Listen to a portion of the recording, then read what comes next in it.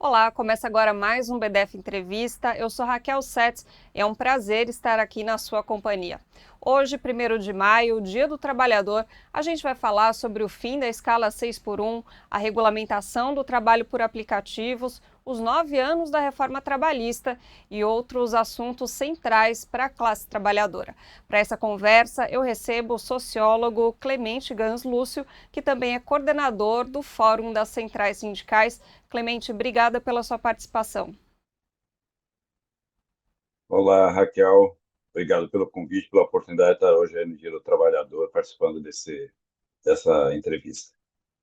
Vamos lá, então, eu queria começar falando sobre a pauta do fim da escala 6 por 1, que é uma pauta que tem movimentado bastante o mundo político, também a sociedade. Foi formada recentemente a comissão, né, que vai analisar o mérito de duas propostas de fim da escala 6 por 1. Uma é de autoria da Erika Hilton, do PSOL, e a outra do Reginaldo Lopes, do PT. O que a gente pode esperar, né, do avanço dessa pauta no Congresso, levando em conta a pressão da sociedade e também o fato de ser um ano eleitoral? Bom, Raquel, primeiro que essa é uma prioridade para as centrais sindicais.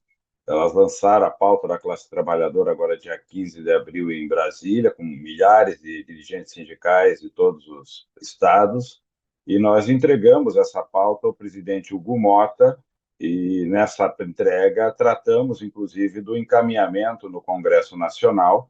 Na oportunidade, o presidente Hugo Mota confirmou que daria prioridade para o encaminhamento dessa matéria, e assim o fez. Ontem foi instalada, portanto, essa comissão especial, que vai tratar da proposta de emenda constitucional chamada PEC, visando reduzir a jornada de trabalho para 40 horas, sem redução salarial e também com o fim da escala 6 por 1. Se nós tivermos uma jornada de 40 horas, 5 dias por semana, dá 40 horas, 8 horas por dia, portanto, teremos também uma nova escala de trabalho. A nossa expectativa é que, com a indicação do deputado Alencar, aqui de São Paulo, e o do deputado Léo Prates, da Bahia, como relator e presidente, nós teremos o andamento dos debates na comissão especial ao longo do mês de maio, e o presidente Hugo Mota declarou que pretende votar ainda no mês de maio, na comissão especial e, na sequência, no plenário da Câmara, o projeto que essa comissão apresentará. Nós apresentamos já as diretrizes e as orientações que nós consideramos fundamental ter no projeto de lei. O governo já encaminhou também um projeto de lei específico, que também trata da matéria. Há as matérias já em processo, tramitando no Congresso Nacional, e com projeto de emenda constitucional e projeto de lei. Imagino que essa comissão vai recepcionar todas essas propostas e elaborar um projeto que possa, no âmbito da Constituição, fazer a redução da jornada de trabalho e talvez ter algum projeto de lei complementar que detalha essa medida. Então, a expectativa é que, ao longo do mês de maio, tenhamos esse processo de votação, e nas centrais sindicais, os movimentos sociais, deverão fazer um trabalho no Congresso Nacional com os parlamentares e também visitando os parlamentares na sua base eleitoral, apresentando, portanto, a prioridade, a demanda e as justificativas de por que nós consideramos essa pauta prioritária.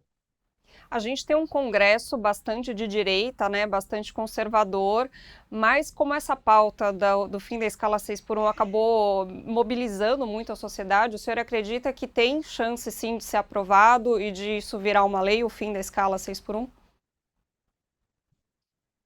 Bom, Raquel, a diversidade no Congresso ela está posta para nós há muito tempo. Você tem toda a razão em levantar essa questão dessa diversidade, a dificuldade de fazer o processo avançar no Congresso Nacional favoravelmente em várias matérias do mundo do trabalho. Entretanto, essa matéria é uma matéria que tem repercussão na sociedade, tem um movimento social, um movimento sindical, todo ele mobilizado, uma boa repercussão na mídia, não necessariamente favorável, mas repercutindo que a matéria está posta. As pesquisas mostram que 3 em cada 4 brasileiros e brasileiras concordam com a redução da jornada e o fim da escala 6 por 1, portanto, há também um apelo da sociedade muito forte há vários empresários, inclusive, se manifestando favoravelmente à medida, inclusive implementando como política da sua própria empresa a escala 5x2, por exemplo, na área do comércio, que é uma área que vive intensamente os prejuízos de uma escala de 6x1, e, portanto, há um contexto favorável.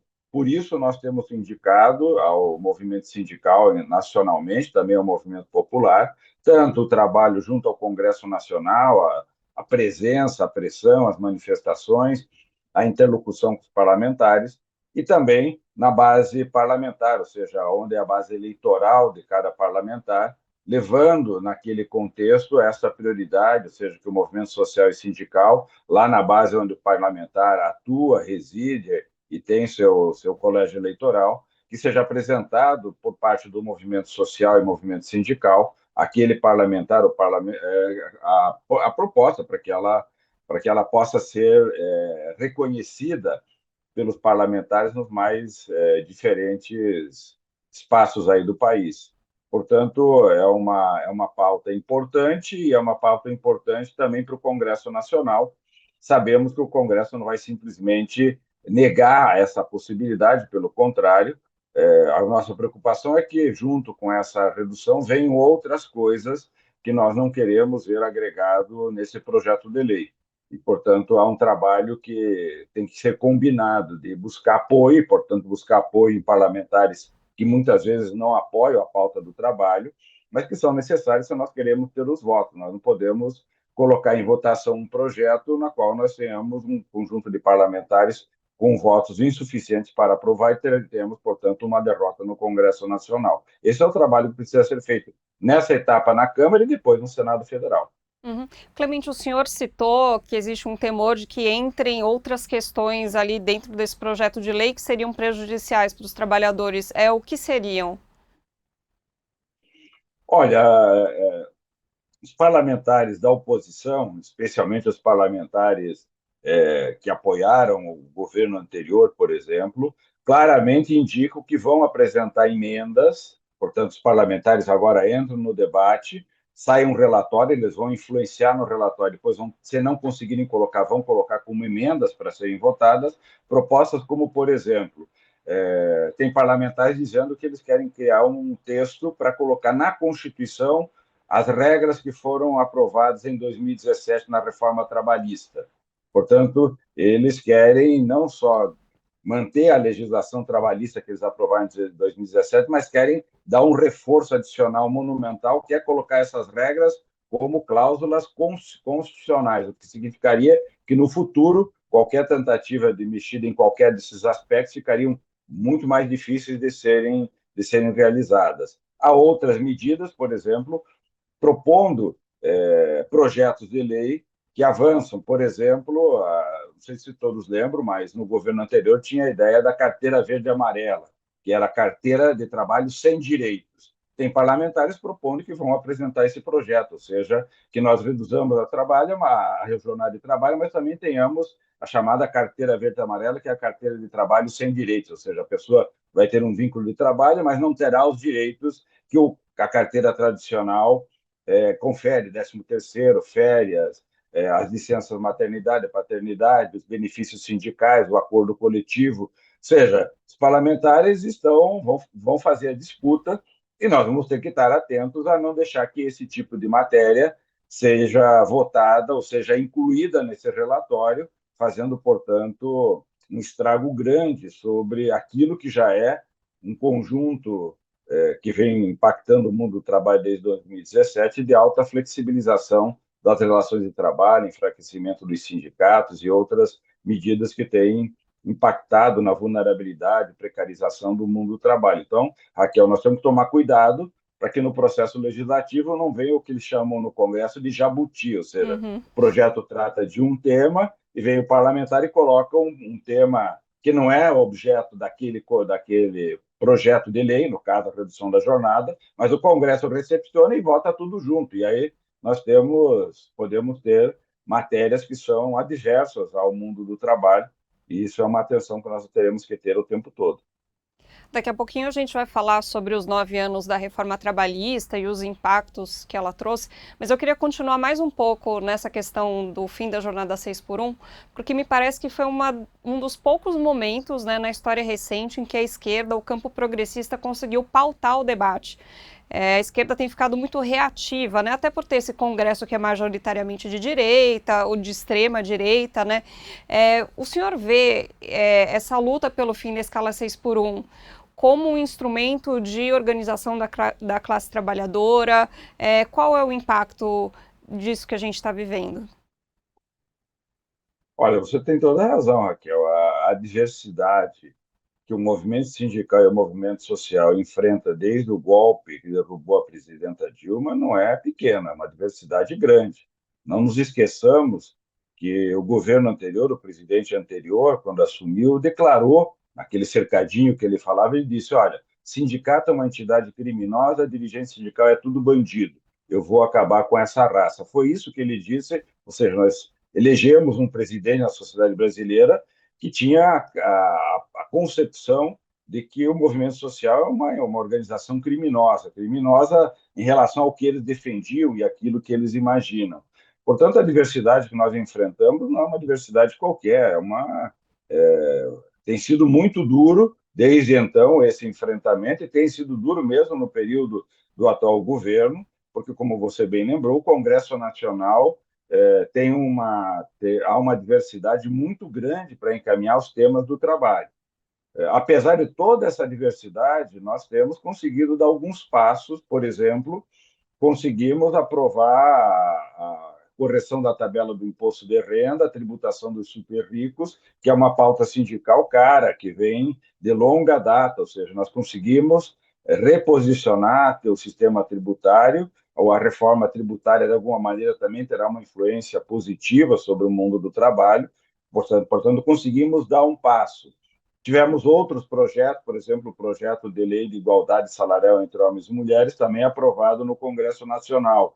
Portanto, conseguimos, junto com as iniciativas do governo, avançar em algumas pautas, no total, muito aquém daquilo que nós gostaríamos de avançar, inclusive em reverter projetos e reverter regras que são extremamente maléficas aos trabalhadores e às trabalhadoras, nos mais diferentes aspectos da jornada e das condições de trabalho, mas, nesse momento, a oportunidade, inclusive que o movimento social, através do VAT, coloca na agenda da redução do fim da escala 6 por 1, foi capaz de mobilizar a sociedade e trazer para a pauta a redução da jornada de trabalho ao mesmo tempo, ou seja, é a redução com o fim da escala 6 por 1. E, portanto, foi criado um ambiente que talvez há um ano atrás, 2 anos atrás, nós não conseguíssemos imaginar que era possível. E isso, sim, evidente, gera a condição de você fazer um processo de mobilização diferente.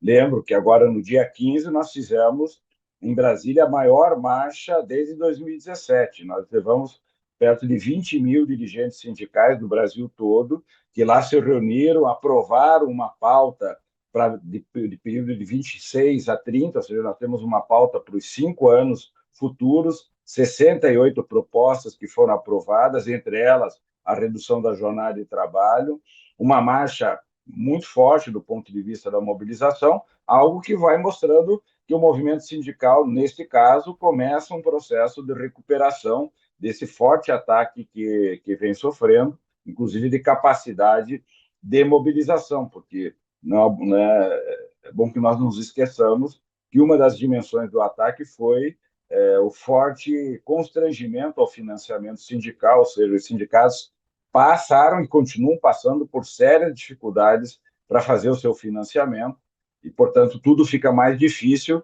porque cada coisa dessas tem investimento, tem um custeio a ser feito, e que muitas vezes o movimento sindical não tem mais o recurso que tinha no passado para fazer as suas organizações de lutas. Então, nessa diversidade toda, acho que a gente tem conseguido começar a sair daquela condição que foi imposta de desmobilização e de extrema dificuldade para fazer qualquer ação coletiva. Falando em mobilização popular e mobilização trabalhista, eu tenho alguns dados aqui do DIEESE sobre greves. Então, em 2025, o Brasil registrou 1.006 greves. Em 2024 foram 880, então tem um crescimento de 14%. Que balanço dá para fazer em relação a isso? Tem realmente um aumento da mobilização, da organização dos trabalhadores, ou isso também sinaliza para uma piora das condições de trabalho? Olha, no geral, o Diese analisa as greves observando se ela é uma greve defensiva, que é aquela greve quando você para porque está perdendo um direito, né? Não vai ser dado o reajuste salarial, vai ser tirado o direito das férias. Portanto, diante de uma ameaça, os trabalhadores e trabalhadoras fazem uma greve defensiva. E existem as greves que é para avançar, ou seja, as greves que buscam ampliar direitos. O que nós observamos nesse último período é que nenhum ambiente mais favorável para o mercado de trabalho, portanto, crescimento da ocupação, crescimento da renda do trabalho, crescem as greves propositivas, as greves que buscam ampliar um direito. Então, os trabalhadores demandam 10% de aumento real, as empresas propõem 2%, e cria um impasse e vai para a greve. Por quê? Porque os trabalhadores não aceitam 2%, querem 10%, portanto, é uma greve propositiva que busca ampliar direitos. Esse período, o que se observa é um crescimento das greves propositivas, portanto, da mobilização que busca ampliar direito. Em um momento de recessão, de alto desemprego, dificilmente ocorre uma greve propositiva, porque a ameaça do desemprego prevalece, portanto, os trabalhadores sabem que não é o momento de conquistar ganhos salariais ou melhorias, muitas vezes, porque não há ambiente favorável para isso.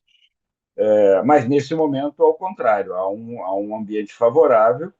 Os dados mostram que, nessas condições, seja na defensiva, seja na proposta de buscar direitos, a mobilização acontece. Se o sindicato tem uma boa organização, tem uma boa capacidade de interlocução com os trabalhadores e as trabalhadoras, o processo de paralisação ocorre como consequência, inclusive, muitas vezes, da interrupção ou do bloqueio em um processo de negociação. Isso é permanente, Raquel. Quer dizer, o tempo todo as negociações estão acontecendo no Brasil, são mais entre 50 a 80 mil acordos e convenções coletivas celebrados todo ano. Portanto, em cada convenção dessa, em cada acordo coletivo, você pode ter a situação de termos uma deliberação por uma greve diante de um impasse, né, ou de um constrangimento no processo negocial. E, portanto, acho que esse resultado mostra que, sim, neste caso, os trabalhadores e trabalhadoras estão mais atentos à possibilidade de conquistar melhorias nas condições de trabalho salarial. Uhum. Falando da reforma trabalhista, a gente está chegando, né, aos 9 anos dessa reforma. O que mudou no mundo do trabalho no Brasil? Que impactos ela trouxe? Bom, Raquel, nós tivemos em 2017 dois projetos com alto impacto sobre o mundo do trabalho. Tivemos primeiro o impacto do projeto que liberou a terceirização.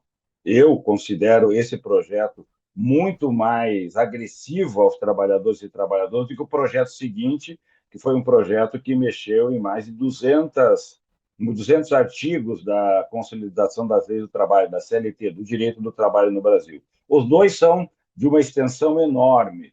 O segundo, que mexe nos direitos, teve impactos, porque ele altera o processo de negociação, autoriza que muitas coisas que antes só eram possíveis serem negociadas por meio do sindicato, agora podem ser negociadas individualmente. Por exemplo, é a questão da redução de jornada, muitas vezes com redução salarial.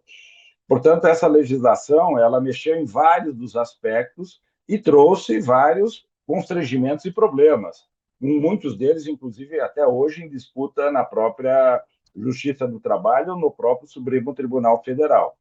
Então, foi um conjunto de medidas que procurou dar maior segurança jurídica para que as empresas façam várias alterações nos direitos trabalhistas, tirou o poder do sindicato na negociação coletiva, fragilizou o financiamento do sindicato para que ele não tivesse capacidade de resposta coletiva e diminuiu a capacidade da Justiça do Trabalho incidir sobre muitos dos aspectos que lá chegam como processo trabalhista. Portanto, visou fazer um rearranjo, e não foi um rearranjo pequeno, foi um rearranjo grande do ponto de vista, digamos, da proteção maior às empresas e da desproteção dos trabalhadores e trabalhadoras. Antes desse projeto, no primeiro semestre de 2017, foi autorizado um processo de terceirização que pode ser feito de qualquer maneira, portanto, está liberada a terceirização no Brasil. Na sequência, uma ação na Justiça junto ao Supremo Tribunal Federal tem um julgamento e o Supremo diz que é, inclusive, constitucional terceirizar atividades no setor público, autorizando, inclusive, a contratação de servidores por meio da carteira de trabalho e não do regime estatutário, portanto, flexibilizando mais ainda a contratação no setor público, inclusive autorizando a terceirização, por exemplo, das atividades. Hoje você pode ter uma escola no qual a prefeitura contrata professores por meio de uma empresa. E algumas empresas chamam o professor de prestador de serviço educacional, para não classificá-lo como professor, não pagar o piso de professor e, portanto, não ter nenhum direito que um professor classicamente tem, porque ele não é um professor, ele é um prestador de serviço educacional. Tudo isso foi autorizado na lei e agora nós vivemos, Raquel, um processo que é a consequência disso, com um recurso que há no Supremo Tribunal Federal analisando a pejotização. E há um debate, inclusive, de autorização da pejotização, portanto, de autorização de transformação de uma relação de trabalho, por meio do registro da carteira de trabalho e de todos os direitos que um trabalhador e uma trabalhadora têm com esse registro, para transformar isso em uma relação comercial.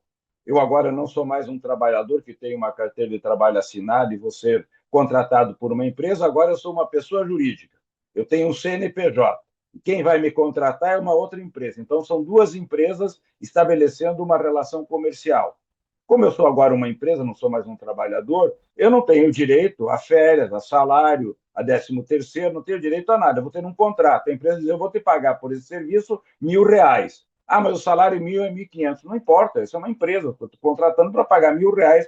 Essa empresa vai receber R$ 1.000. E as minhas férias, meu 13º, não, nada disso tem direito. Você não tem direito, você não é uma pessoa, você não é uma pessoa física, não é um trabalhador, você é um CNPJ.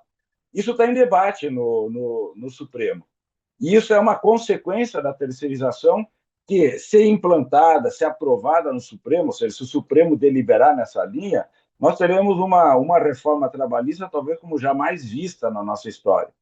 E provavelmente nós começaremos a rasgar os direitos sociais e trabalhistas que a Constituição de 88 consolidou, ou seja, chamado artigo 7º, onde reúne os direitos do trabalho, com a pejotização ele era praticamente eliminado, ou seja, se nós vamos ter agora só relações comerciais, as pessoas são todos CNPJ, aquele direito do trabalho não se materializa mais do ponto de vista de uma relação de trabalho. Então, a reforma trabalhista de 2017, ela continua, e continua talvez muito mais vigorosa hoje no Supremo Tribunal Federal, que tem tomado decisões dizendo que é constitucional uma série de coisas que afetam gravemente o mundo do trabalho, afetam gravemente o direito à proteção previdenciária, social, trabalhista, sindical dos trabalhadores e trabalhadoras no Brasil.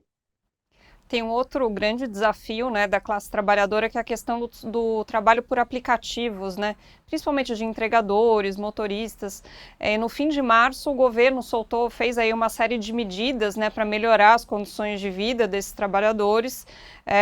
Tem coisas como as plataformas têm que informar o quanto do valor fica para o entregador, é obrigatório colocação de pontos de apoio para esses trabalhadores. Mas qual avaliação você faz dessas medidas? Traz realmente uma melhora das condições de trabalho ou ainda é muito tímido?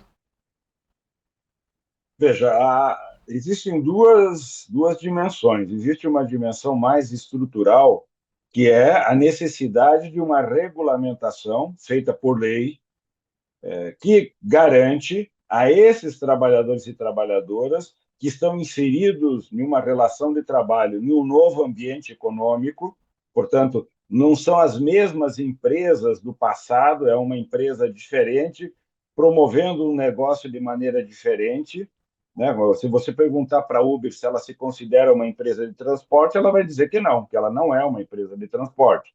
Mas o que, que ela faz? Ela aloca recursos, o trabalhador faz o contato com uma demanda e promove, por meio dessa organização, um serviço de transporte, aonde ela externaliza de forma radical todos os riscos. Ela não mais precisa comprar o carro, ela não mais é responsável se o carro quebra, se tem um acidente, não é mais obrigado a pagar os direitos trabalhistas, porque ela diz: isso é um trabalhador autônomo que está fazendo, eu estou simplesmente fazendo a intermediação desse serviço. É uma lógica com que elas apresentam esse serviço e essa atividade econômica que elas realizam, e, portanto, colocam em disputa dizendo: eu não sou uma empresa de transporte, sou uma empresa de tecnologia, não tenho que seguir nenhuma regra de transporte, diferente de uma empresa de táxi, por exemplo, que tem que seguir uma série de normas para garantir a segurança e a qualidade do serviço. A Uber não é obrigada a seguir a essas regras e não é obrigada a seguir as regras de relação de trabalho. Portanto, ela fica com o núcleo do negócio, que é gerir o fluxo de demanda e receber. Ela recebe e decide quanto paga para o trabalhador que ela contratou para fazer aquele serviço. Portanto, ela fica com o núcleo, desenvolveu uma atividade econômica inédita, e várias outras estão sendo desenvolvidas com a mesma tecnologia, gerando um ambiente totalmente novo, que o mundo todo enfrenta procurando, de um lado, a regulamentação. São vários países, a União Europeia mesmo recentemente aprovou uma regra para que os 27 países da União Europeia implementem um conjunto de regras para regular a atividade econômica dessas empresas e a atividade econômica materializada nas relações de trabalho.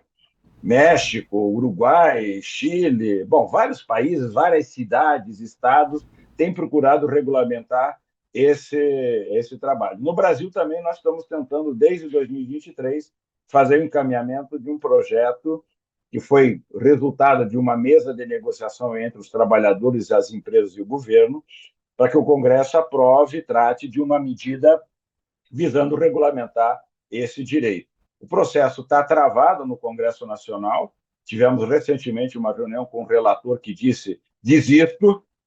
As empresas têm batido direto nesse projeto aqui. Eu não tenho condição de fazer o encaminhamento. Há também diferenças entre os trabalhadores. O governo também pensa diferente, ou seja, não há entendimento. E eu acho que não tem clima para a gente avançar nesse processo. Acho uma decisão horrível para os trabalhadores, porque quem perde com esse processo de não ter uma regulamentação são os trabalhadores e as trabalhadoras. Quem ganha são as empresas, que não terão nenhuma responsabilidade, nenhuma obrigação de produzir as proteções. Isso é o essencial.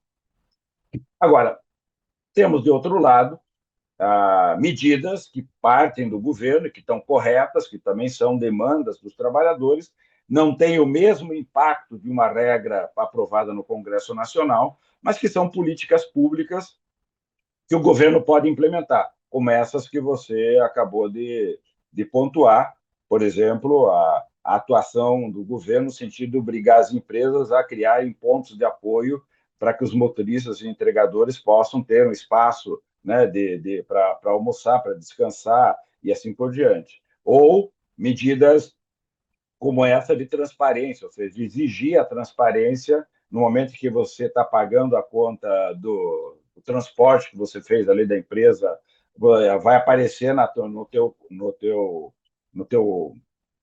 na folhinha que tá, de pagamento que aparece no teu celular, ó, paguei uma corrida de R$ 30, foram R$ 10 para o motorista, R$ 20 para Uber. Vai aparecer.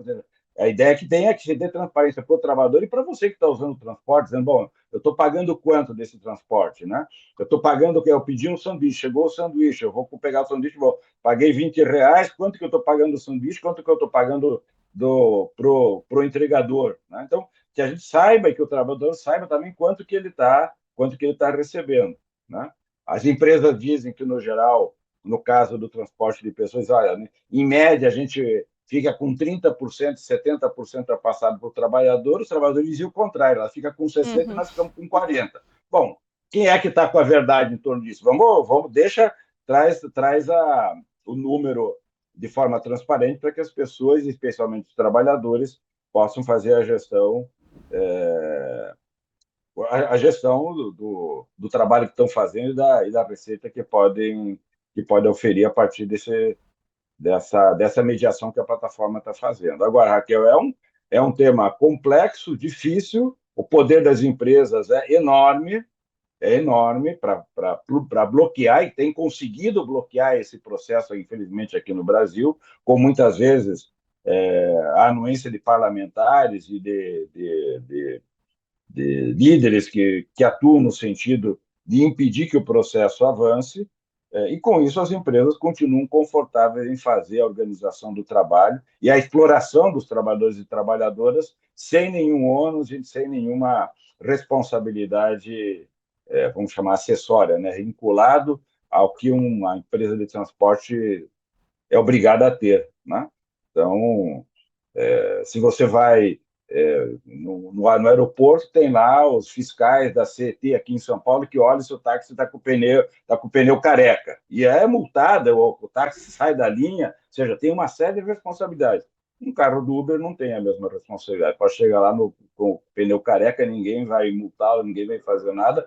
Com o prestador de serviço, pode fazê-lo como um usuário comum, como qualquer um de nós, se andar com o pneu desgastado, mas não com uma responsabilidade de fazer um transporte, um serviço público para o qual você tem que garantir uma determinada qualidade do trabalho, do serviço. Clemente, as eleições acontecem, né, em outubro, a gente tem pouco tempo até as eleições, e nas últimas eleições presidenciais, né, as eleições majoritárias, a extrema-direita conseguiu empurrar muito a pauta para a questão dos costumes, para a questão moral, até uma questão religiosa, e assuntos que dizem respeito à vida do trabalhador acabaram meio de lado. Como que você imagina que será nessa próxima campanha? Deve acontecer a mesma coisa? Bom, o crescimento da direita, da extrema-direita, ela carrega esse tipo de agenda, ou seja, não é uma agenda transitória, é uma agenda com a qual nós vamos nos deparar e enfrentar num longo período. Portanto, nessas eleições, mais uma vez, essa agenda virá, e acho que mais uma vez nós vamos ter que ir para o enfrentamento no sentido de qualificar o debate público, compreender muitas vezes as posições que estão ali externalizadas, e poder fazer o debate público para quê? Para que as pessoas possam tomar decisões da melhor maneira possível, e que a eleição garanta que nós tenhamos um Congresso, governantes sintonizados com uma agenda de respeito à democracia, às liberdades, e que os direitos sociais, trabalhistas, né, o meio ambiente, tudo isso seja tomado como elementos para pensar o desenvolvimento, a qualidade de vida e assim por diante. Então, essa agenda virá.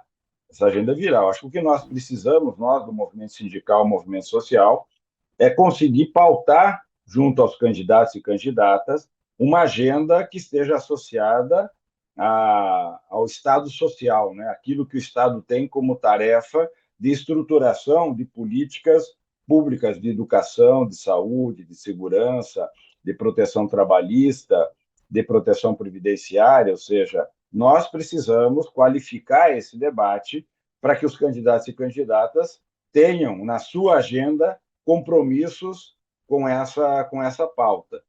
E para, portanto, fazer com que, inclusive no Congresso, tenhamos uma maior participação de candidatos e candidatas eleitas que tenham um compromisso com o movimento social e o movimento sindical, que a pauta do trabalho, que a pauta dos direitos sociais sejam defendidas por parlamentares eleitos com esse compromisso, e não necessariamente parlamentares que hoje são eleitos com o compromisso de desmobilizar direito, enfraquecer o movimento sindical e, muitas vezes, defender pautas contra a liberdade e contra a igualdade entre homens e mulheres, igualdade na sociedade, enfrentamento das desigualdades e das iniquidades, como é, por exemplo, a violência contra a mulher, o feminicídio e tantas outras questões horríveis e terríveis que estão presentes na nossa sociedade e que nós precisamos mudar.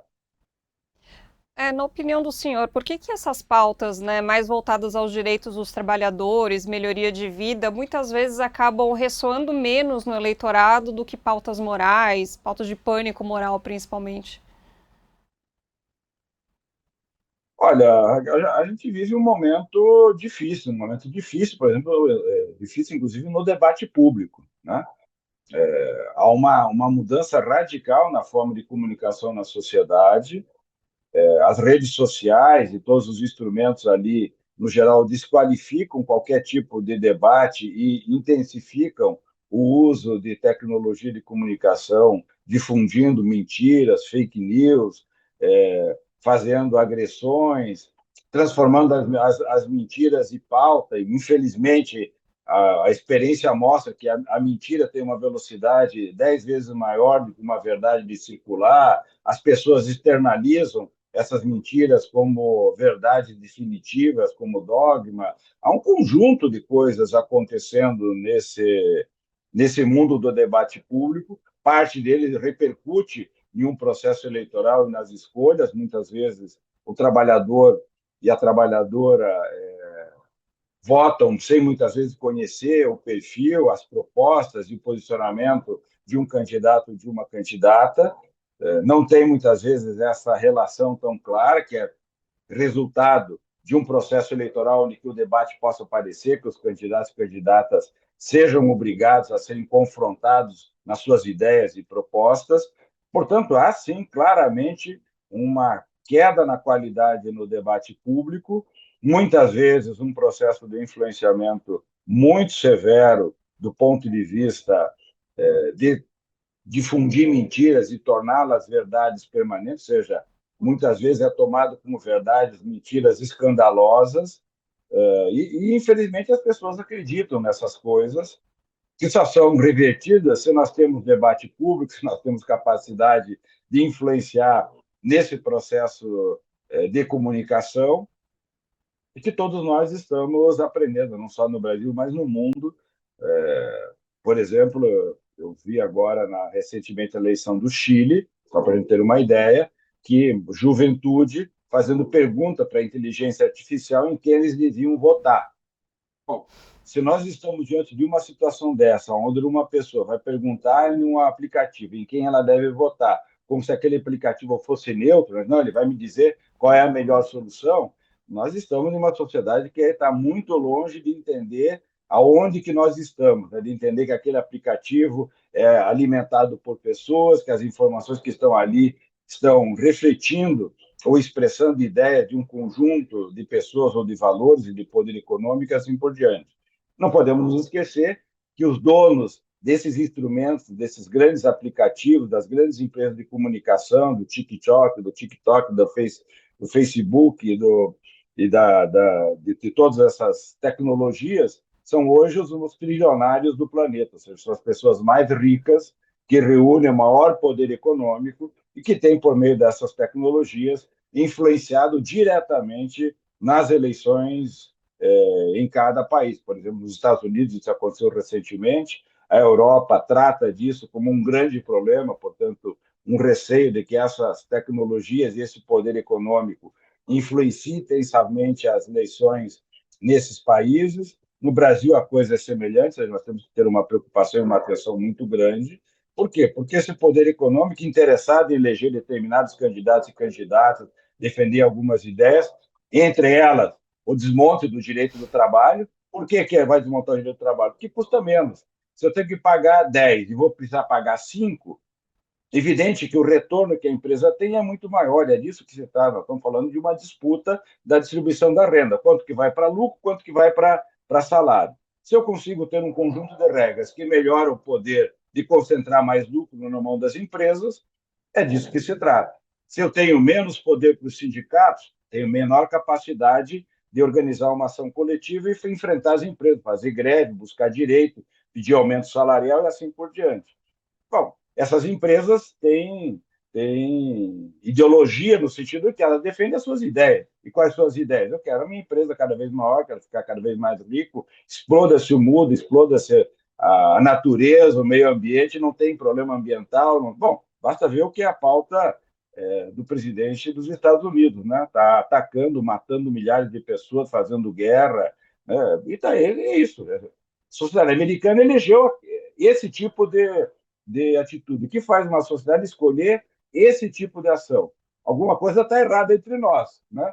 Talvez o problema maior seja que o ser humano é um ser estruturalmente equivocado, né?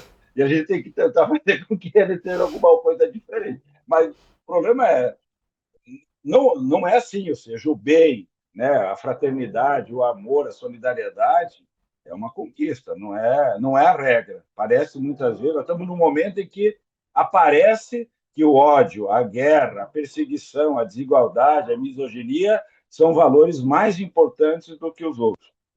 São valores que devem reger a nossa sociedade e nós temos que fazer essa disputa, né? A tragédia que esse tipo de divisão do mundo traz, nós estamos vivendo, né? E não é simples, não é pequeno. E, infelizmente, igrejas, partidos, organizações defendem essas ideias, muitas delas, né? É uma E tem disputa outras que não, tem difícil. organizações. Sim, e é uma disputa contra instrumentos muito poderosos, né? Clemente, super obrigada pelo Exatamente. nosso papo, para a gente entender melhor como que está esse momento no mundo do trabalho. Obrigada. Obrigado, Raquel. Obrigado pela oportunidade. Parabéns pelo trabalho de vocês. Até uma próxima. Assim a gente encerra mais um BDF Entrevista. Muito obrigada pela sua companhia e até a próxima. Tchau.